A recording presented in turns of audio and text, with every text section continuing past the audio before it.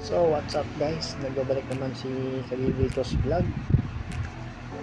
What's up mga idol, kamusta lahat? Lahat ng subscriber natin dyan.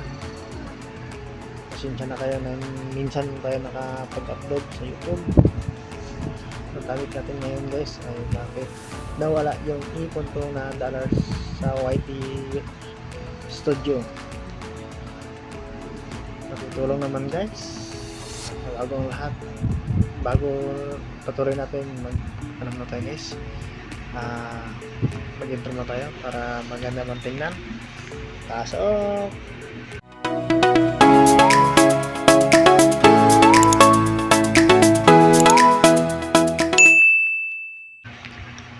Tayo na guys, tapos tayo mag-intro. Ayan, nakasalamin na tayo guys kasi medyo malabo yung mata natin. Lulo na tayo. Yung topic natin ngayon guys, ilang araw na ako ilang buwan ako hindi nakapag-upload. Pagtingin ko sa YT YouTube, YT Studio, nawala na yung guys, yung naipon na dollars na 33.6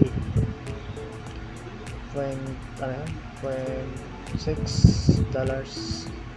Bakit nawala? Saan ba makikita guys?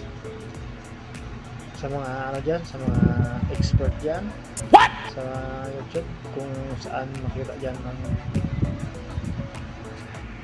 kung saan makita yung dollars, bakit nawala, saan pumunta, saan ba pwede hanapin. Paki-comment na lang guys. Please tulungan niyo ako para hindi na ako isip-isip kung saan pumunta. Siguro mahigit 2 months hindi ako nakapag-upload sa YouTube, kaya ganoon. Saka bumaba rin yung yung views, saka what time ba to? Ang hours ko na bumaba, saka yung guys, ang tawag yan, subscriber 3 na lang natira. Sa earnings ko naman, bumalik siya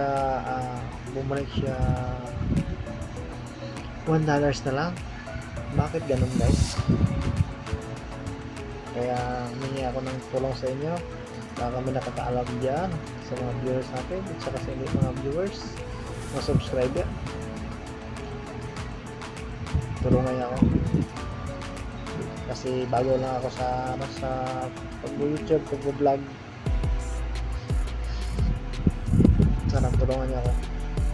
Tsaka paki-subscribe na lang guys sa channel namin ni Mrs.